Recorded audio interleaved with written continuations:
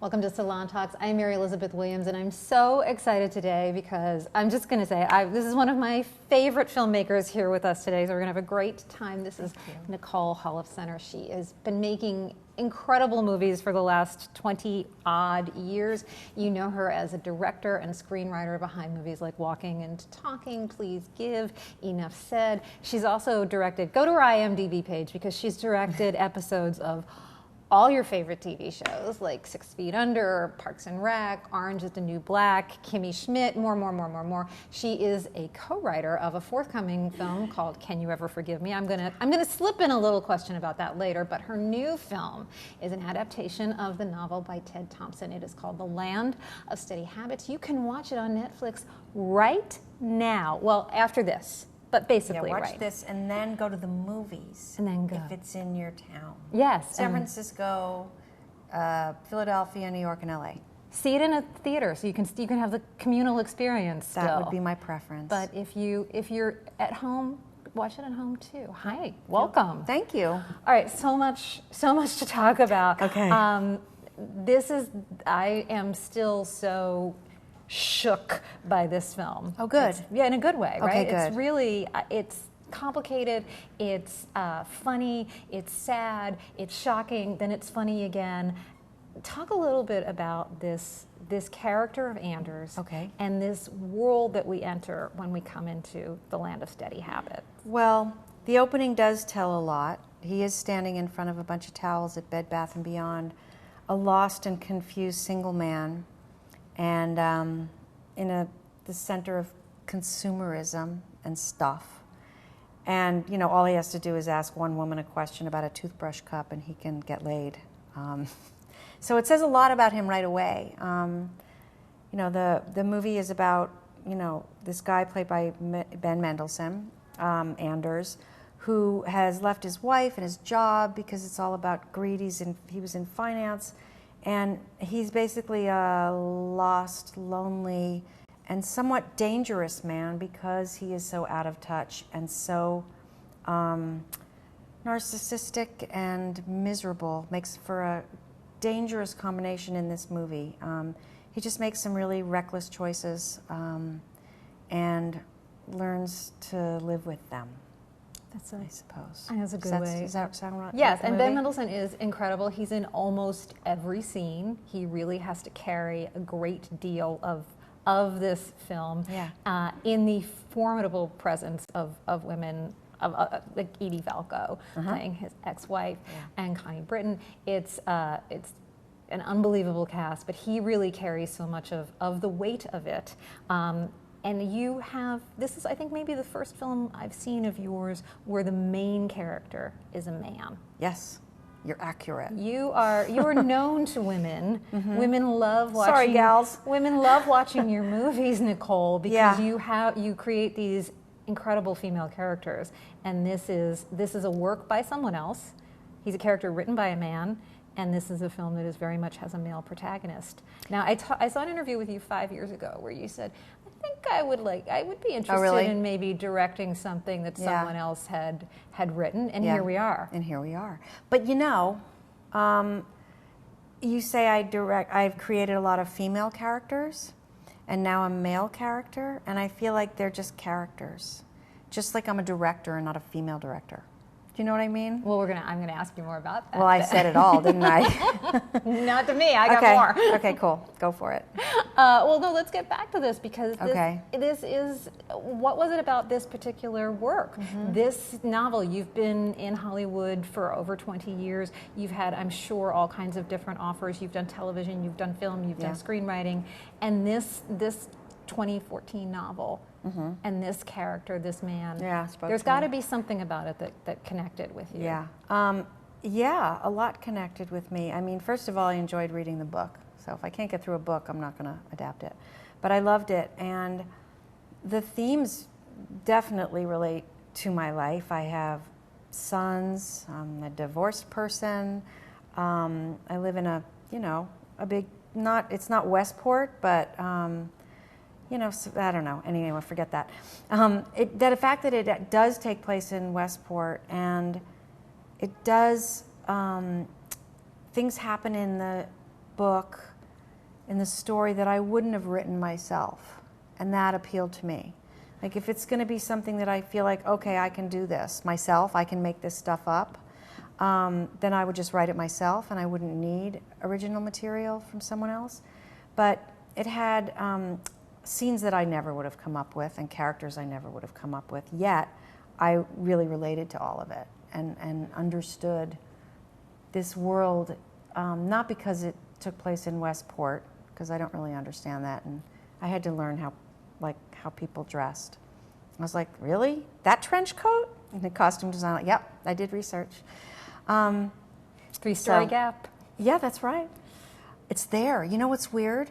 That's in, I don't think it's in the, it might be in the book, I can't remember. But when we went to Westport, there was the three-story gap, and I was like, oh my God, it's real. Yeah, there's a scene in the film where where they talk about the gentrification of the neighborhood, which is always what anybody talks about, of course, on a first date especially. Absolutely, and how it's changed, and it is emblematic of the gentrification is the three-story gap. Yes, and whether you like it or not too says something about it. And it's okay to hate it and like it at the same time, which is kind of where we land on this as well. This is a story, I think what I've been seeing a lot of people talking about around this who have seen it is that, yes, this is an adaptation, but it also feels very much like a Nicole Holofcener film. Like it feels very much like your world, the rhythm of it, the way people relate to each other, the men, women, parents, children interacting with each other feels very good. You have a particular style that is, I think, very clear to people. But I think the book also I was drawn to the book because it has similarities to the stuff that I do. And everybody riffs off everybody else. I know you've said you're very influenced by Mike Leigh, and people who love your work, I think, probably often are also drawn to Mike Leigh. Right, definitely. Family, drama. Yeah. I don't know, is there a question in there? There is a question in there. I'm not just observing. There is a question in there, Nicole. It's you, I think, having watched your films for 20 years and seen your characters grow up and age and change, especially, people like Catherine Keener, we see her becoming these different characters in your films. Yeah. But yet a common theme to me always seems to be adulthood. And what does it mean to be a grown-up? And how do we maybe even just fake our way through it? And this film is so interesting because you have a character who is in late middle age, who is just retired, who is also looking at the world of a son in his 20s and a teenager. Right. And these three male characters all at the same time are grappling with the idea of what does it mean to be an adult, and in particular, what does it mean to be a man? So what is it about that theme that I can see it in your first film? Yeah. About men or just about growing up? About growing up. Yeah. About what it means. Like, is it when does it happen? When you graduate school? When you get a job? When you get I don't know. married? You tell me. I wish I knew. That's why I'm asking the question. I think everybody says they feel like a certain age, and, my mother or my grandmother, I feel 35. And then I look in the mirror and I'm stunned. And I understand that completely. So I think maybe we feel at our best at a certain age, and then your body just deteriorates in spite of that. What are you going to do? It's part of the deal.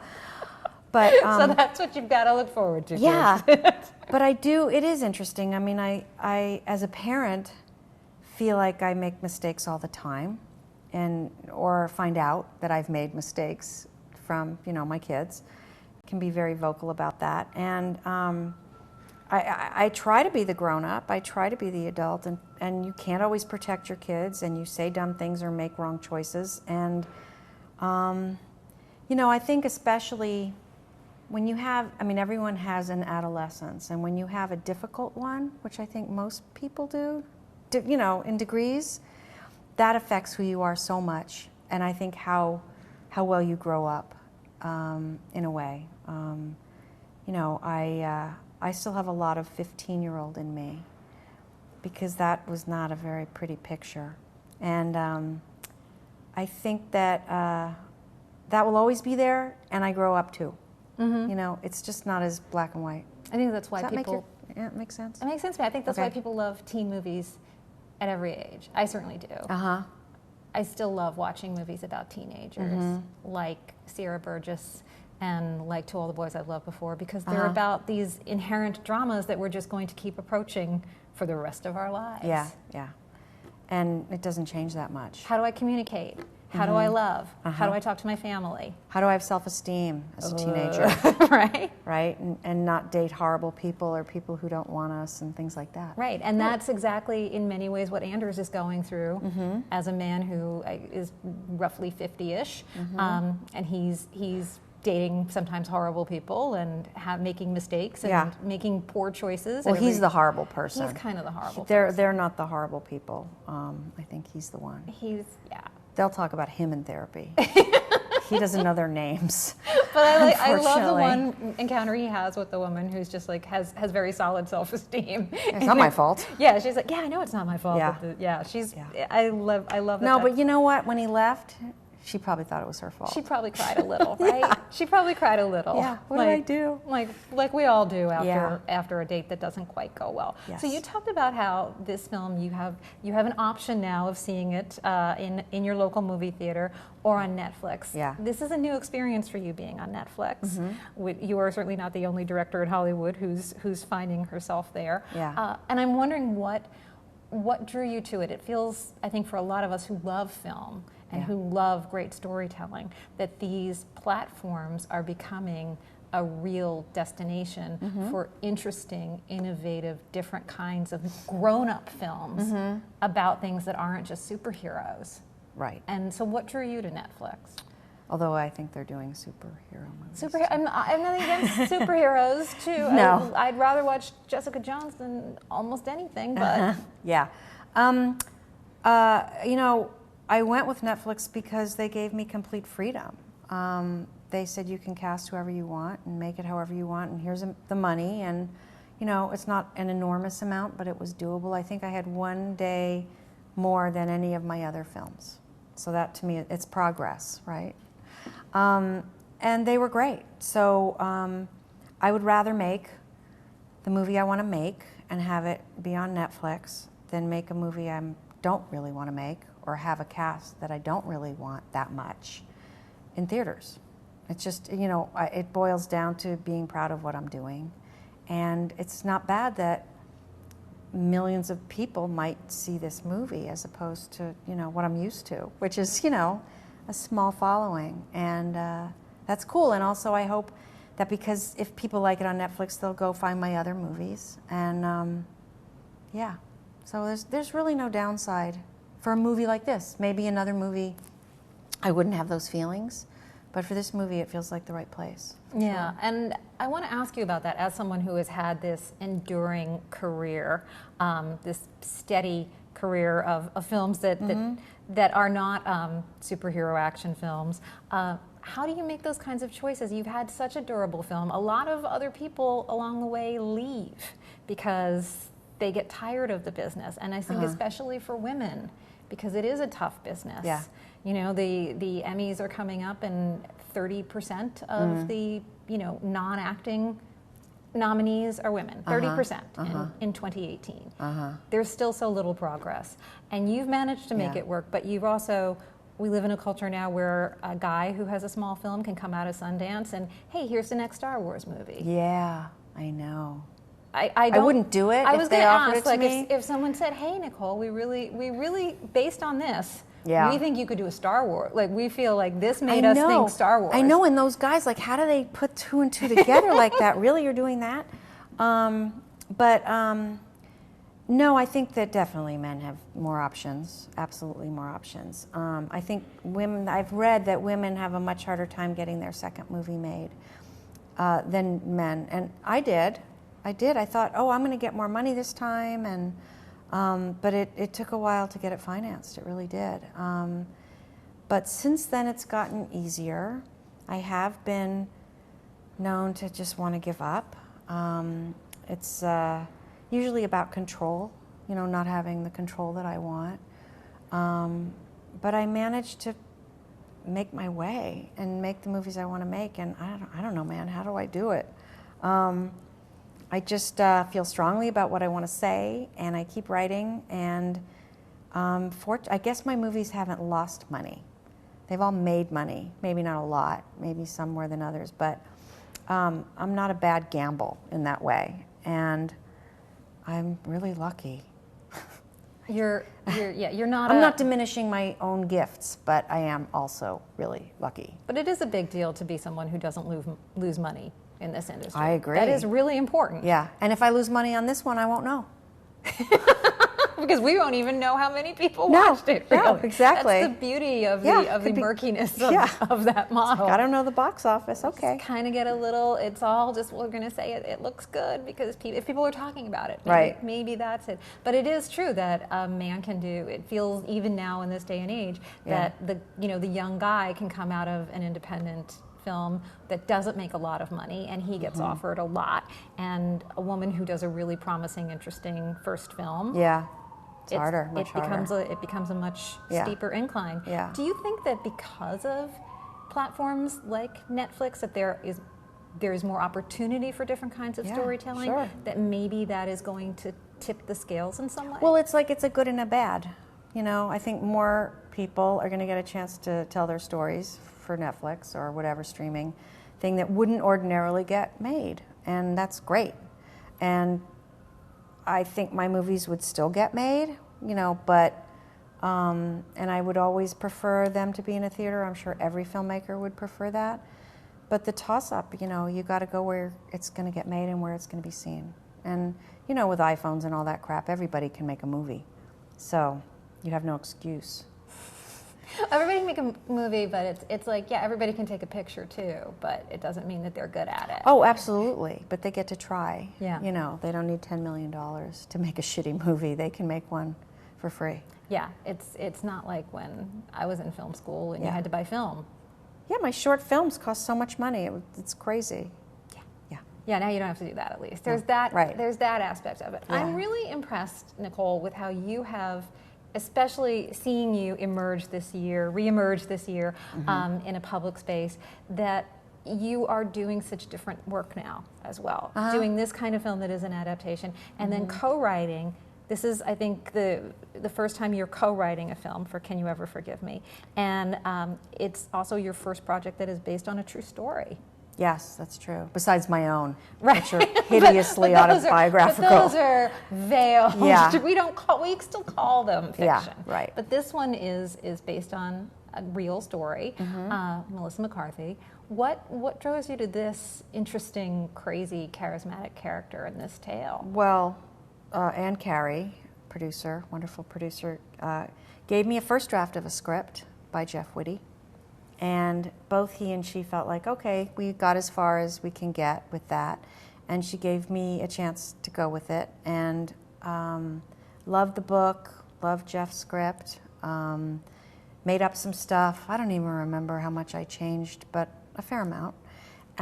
Lee Israel is just the best kind of character. And I would never have created her from my imagination. She was one of a kind. I love that she was, a real bitch.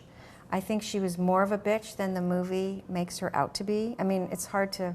Melissa McCarthy's got a real lovable face, and she's wonderful in the movie. But I love that kind of... and it's similar to Anders in this movie. The insecure person who is so angry and rude to everybody else and loves humiliating everybody else, and ultimately they're humiliating themselves. That's appealing to me. Yeah. It's great when you have actors who can play that in a really generous way. Watching Ben Mendelsohn's performance, I was so struck by his refusal to make him more lovable. He's such a charismatic actor that I think you just love him anyway, and you get that in his relationship with his ex-wife, that she is still sucked in, and you get why these women will sleep with him after having a conversation about toothbrush dispensers. Yeah, he's foxy. And he's foxy as hell. Yeah. But also, he keeps doing terrible things, and he really is an unlikable person, and Ben plays him that way. Yeah, well, he does the scenes. He does what. But come on, I'm sure you work with actors who want to slip in a little more. Oh, so much. Just so make many. me nicer. Make Oh me my a God. little more lovable. In my other movies, I've definitely had like, am I really this much of a dick? And I said, you're not being a dick. Look how she's behaving. Yeah, they definitely want to often make themselves look better. Ben was not interested in any of that, thank God. But there are things in the book and in the script that clearly show he has a heart. I mean, he does take Connie Britton home, when she's stranded, and he does take care of the turtle, and he loves his son. But, more than anything, it's casting. I could think of some actors that if I had cast them, you would just not like them. And that doesn't even mean you wouldn't like them as people, but they have a certain, cast about them that is harder to get into. And I think Ben, I really just had to cast Ben, frankly. And he was so willing to do anything I asked him. So the collaboration was really great. And you have such an amazing track record of doing that with your actors, and certainly your recurring actors. And when you talk about Catherine Keener, who has been in so many of your films, there's a classic example of an actress who, not just in your work, but in other work, is so unafraid to be that unlikable character, or be that person who just does terrible, terrible things. She doesn't kill anybody. Not in your movies. Right. She's killed people. Get Out. And also the Sylvia Likens film. What's that? Oh, we'll talk about that afterward, but you should see it. Okay. It's one of her most... Is it new? No, it's like 5 years old. But it's one maybe of her I saw most it. amazing films. Oh, the one with when she writes on this. Oh my God! Right? She plays evil. a monster. She plays a monster. She was great. And she's fantastic because she's that kind of actor. Who is willing to do that. Yeah. And so how do you know? Because you're so famed for being able to cast so well. Mostly my instincts, I guess. I do actually, I'll generally, if it's a lead, I will have a meal with this person, and talk about what they're willing to do or not to do, or how they work. And, if we're on the same page, that's a good thing. And I'm usually drawn to actors who can do anything and are willing to do anything, not look glamorous or whatever. And you can see by my casting that that's true, that they're real people. Edie Falco, she'll do anything. And Catherine will as well. I don't know, I lost my train of thought. There was one other thing you said that I forgot. It's okay. But can we also talk about the younger actors in this film? Because they're incredible. Yeah. Charlie Tahan and Thomas Mann. They're really spectacular, and have to go through things that make you not love them. Yeah, but it was cool to have young guys on the set correct me in their dialogue. It's like, really? You think that's what I would say at this age? I know. Like, I think Thomas says he says two things. He says, you kicked mom to the, I love that you kicked mom to the curb after all this time. And I would never have written that. And then he's another, like, curb stomped. I don't even understand half the things my kids say. So it was really helpful to have the real thing there. It's good that they were able to give that to you, right? Because you think like you think you know how young people talk, and right. No, I have kids. I don't. We're fools. But that's okay. Yeah, that's all right. It's fine. You tend to, after you have this splashy moment in the public eye, we tend not to see you for a couple of years, Nicole. Is this it? Are you like I'm leaving now. I was going to say, are you like a comet now? Do I have to wait 5 years until you return? Unless you want to talk about something else. And are visible. We could talk about like how I exercise or something. I'll come back in a year. You do look amazing in those jeans. So what's your secret, Nicole? I don't exercise. Is it green juice? Is it a Goops kind of a style plan? It's probably anxiety more than anything. Anxiety is a fantastic... And knowing you're going to be on live TV, that's kind of horrifying, so, We're not that scary, though, right? No, you're very Were we that nice. scary to you? No. Okay. I'm glad. We tried to make it as painless as we possibly can here. But I don't know when I'll make another movie. Okay, all right. Then I'll just have to bide my time and watch. And you know what we can all do in the meantime is just watch the old ones, because they're all really, really fantastic. Thank you. So please watch this one. It's fantastic. It is, I want to get it right, The Land of Steady Habits. You can watch it on Netflix, but if you're in a city and you have a chance, watch it in a movie theater. You only have a week, I suppose. Okay, thanks. Run. Run now. Get your tickets on one of your ticket buying platforms. Right. Nicole, thank you so much My for joining pleasure. us. Thank you.